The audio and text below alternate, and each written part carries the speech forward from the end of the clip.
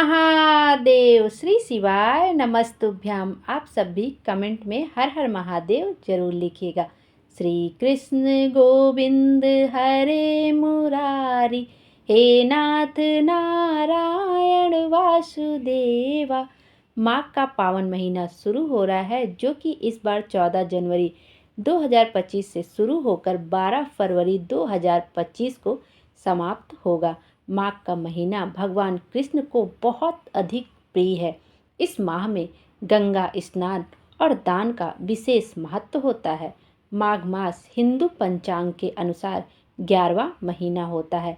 माघ का महीना पहले माघ का महीना था, जो बाद में माघ हो गया। माघ शब्द का संबंध श्री कृष्ण के एक स्वरूप माधव से है। इस महीने को अत्यंत पवित्र और पावन माना जाता है। इस मास में भगवान विष्णु और माता लक्ष्मी जी की पूजा का भी विधान है। इस माह में संगम में कल्पवास भी किया जाता है, जिससे व्यक्ति शरीर और आत्मा से नया हो जाता है। प्रयागराज में प्रत्येक वर्ष माघ के महीने में 1 महीने का कल्पवास होता है। 12 साल बाद इस बार महाकुंभ का आयोजन हो रहा है, तो माघ मास का महत्व एवं इसकी महिमा अत्यधिक बढ़ गई है। इस बार 2025 में माघ मास में कल्पवास का अति विशेष महत्व रहेगा। यह महीना जनवरी फरवरी में पड़ता है। इस समय कड़ाके की सर्दी होती है। ऐसे में जब संगम तट पर भक्त रेत पर कुटिया लगाकर 1 माह पर्यंत पूजा पाठ करते हैं, तो उसे कल्पवास कहा जाता है। इस बार का माघ महीना तो वैसे भी बहुत खास है, क्योंकि 12 साल बाद महाकुंभ प्रयागराज में लग रहा है। और माघ के महीने में इंद्रदेव ने रोज गंगा स्नान करके गौतम ऋषि के श्राप से मुक्ति पाई थी, ऐसी मान्यता है। आइए इसकी पौराणिक कथा का श्रवण करते हैं। उसके बाद माघ मास में माघ मास के महत्व को श्रवण करना बहुत आवश्यक होता है। यदि हम रोज गंगा स्नान नहीं कर पाते हैं और माघ मास में हम माघ मास के महत्व का भी श्रवण करते हैं, तो हमें गंगा स्नान के बराबर पुण्य फल की प्राप्ति हो जाती है। तो आज से हम रोज माघ मास के महत्व का श्रवण करेंगे। आइए पहले इस पौराणिक कथा का श्रवण करते हैं। इंद्रदेव ने गलत नियत से गौतम ऋषि का रूप रखकर श्री पत्नी अहिल्या के पास पहुंच गए, और अहिल्या ने भी उन्हें श्री गौतम ऋषि समझ बैठी। तपोनिष्ठ गौतम ऋषि ने अपनी दिव्य दृष्टि से सब कुछ जान लिया और इंद्रदेव को श्राप दे दिया। अपनी गलती का एहसास करने पर इंद्र ने ऋषि से क्षमा मांगते हुए श्राप से मुक्ति का उपाय पूछा। गौतम ऋषि ने कहा कि पूरे माह के महीने में तुम गंगा स्नान करो, इससे तुम्हें अपने किए हुए पापों से मुक्ति मिल जाएगी। गौतम ऋषि के कहने पर ही इंद्रदेव ने माघ मास में पूरे माह गंगा में स्नान किया और पाप मुक्त हुए। लेकिन गौतम ऋषि ने अपनी पत्नी अहिल्या को भी पत्थर होने का श्राप दे दिया, तो वह भी अनुनय विनय करते हुए क्षमा याचना मांगने लगी, जिस पर उन्होंने बताया कि त्रेता युग में श्री राम के यहाँ आने और स्पर्श करने पर ही उनका उद्धार होगा। जिसके पश्चात त्रेता युग में जब श्री राम वनवास कर रहे थे, उस दौरान माता अहिल्या को स्पर्श करने से वो पत्थर से वापस मानव रूप धारण कर पाई। आइए अब माघ मास के महत्व का पहले अध्याय का श्रवण करते हैं। एक समय श्री सूत जी ने अपने गुरु श्री व्यास जी से कहा कि गुरुदेव, कृपा करके आप मुझे माघ मास का महत्व कहिए, क्योंकि मैं आपका शिष्य हूँ।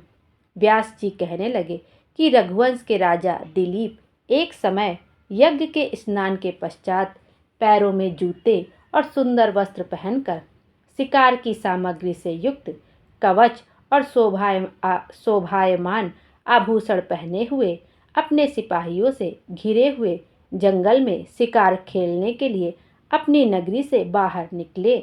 उनके सिपाही जंगल में शिकार के लिए मृग, व्याघ्र, सिंह आदि जंतुओं की तलाश में इधर उधर फिरने लगे।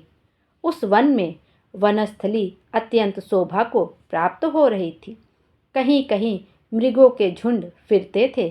कहीं गीदड़ अपना भयंकर शब्द कर रहे थे, कहीं गैंडों का समूह हाथियों के समान फिर रहा था, कहीं वृक्षों के कोटरों में बैठे हुए उल्लू अपना भयानक शब्द कर रहे थे, कहीं सिंहों के पद चिन्हों के साथ घायल मृगों के रक्त से भूमि लाल हो रही थी, कहीं दूध से भरी थनों वाली सुंदर भैंसें फिर रही थीं, कहीं पर सुगंधित पुष्प हरी भरी लताएं वन की शोभा को बढ़ा रही थीं। कहीं बड़े बड़े पेड़ खड़े थे तो कहीं पर उन पेड़ों पर बड़े बड़े अजगर और उनकी केचुलियां भी पड़ी हुई थी। उसी समय राजा के सिपाहियों के बाजे की आवाज़ सुनकर एक मृग वन में से निकलकर भागने लगा और बड़ी बड़ी चौकड़ियां भरता हुआ आगे बढ़ा। राजा ने उसके पीछे अपना घोड़ा दौड़ाया, परंतु मृग पूरी शक्ति से भागने लगा। मृग कांटेदार वृक्षों के एक जंगल में घुसा और राजा ने भी उसके पीछे वन में प्रवेश किया, परंतु दूर जाकर मृग राजा की दृष्टि से ओझल होकर निकल गया। राजा निर्जन वन में अपने सैनिकों सहित प्यास के मारे अति दुखी हो गए। दोपहर के समय अधिक मार्ग चलने से सैनिक थक गए और घोड़े रुक गए। कुछ देर बाद राजा ने एक बड़ा भारी सुंदर सरोवर देखा, जिसके किनारों पर घने वृक्ष थे। इसका जल सज्जनों के हृदय के समान स्वच्छ और पवित्र था। सरोवर का जल लहरों से बड़ा सुंदर लगता था। जल में अनेक प्रकार के जल जंतु, मछलियाँ आदि स्वच्छंदता से इधर उधर फिर रही थी। दुष्टों के समान निर्दयी चित्त वाले मगरमच्छ भी थे। किसी किसी जगह लोभी के समान सिमाल भी पड़ी हुई थी। जैसे विपत्ति में पड़े हुए लोगों को दुखों को हरने वाले दानी पुरुष के समान यह सरोवर अपने जल से सबको सुखी करता था। जैसे मेघ चातक के दुख को हरता है, इस सरोवर को देखकर राजा की थकावट दूर हो गई। रात्रि को राजा ने वहीं विश्राम किया और सैनिक पहरा देने लगे और चारों तरफ फैल गए। रात के अंतिम समय में सूकरों के एक झुंड ने आकर सरोवर में पानी पिया और कमल के झुंड के पास आया। तब शिकारियों ने सावधान होकर सूकरों पर आक्रमण किया और उनको मारकर पृथ्वी पर गिरा दिया। उस समय जब शिकारी कोलाहल करते हुए बड़ी प्रसन्नता के साथ राजा के पास गए और राजा प्रभात हुआ देखकर उनके साथ ही अपनी नगरी की तरफ चल पड़ा, जिसका शरीर तपस्या और नियमों के कारण बिल्कुल सूख गया था, जो मृग छाला और वल्कल पहने हुए था और नख, रोम तथा केश धारण किए हुए था। राजा ने ऐसे घोर तपस्वी को देखकर बड़े आश्चर्य से उसको प्रणाम किया और हाथ जोड़कर खड़ा हो गया। तपस्वी ने राजा से कहा कि हे राजन, इस पुण्य शुभ माघ में इस सरोवर को छोड़कर तुम यहाँ से क्यों जाने की इच्छा करते हो? राजा कहने लगा कि महात्मन, मैं तो माघ मास में स्नान के फल को कुछ भी नहीं जानता। कृपा करके आप मुझे विस्तार पूर्वक मुझको सब कुछ बतलाइए। इस प्रकार माघ मास का महात्म का पहला अध्याय यहीं पर समाप्त होता है। आइए अब श्री कृष्ण जी की आरती का भी श्रवण कर लेते हैं। आरती कुंज बिहारी की, श्री गिरिधर कृष्ण मुरारी की। आरती कुंज बिहारी की, श्री गिरिधर कृष्ण मुरारी की। गले में बैजंती माला, बजावे मुरली मधुर बाला। श्रवण में कुंडल झलकाला, नंद के आनंद नंद लाला। गगन सम अंग कांति काली, राधिका चमक रही आली। रतन में ठाढ़े बनमाली, भ्रमर सी अलक कस्तूरी तिलक। चंद्र सी झलक ललित छवि श्यामा प्यारी की, श्री गिरिधर कृष्ण मुरारी की।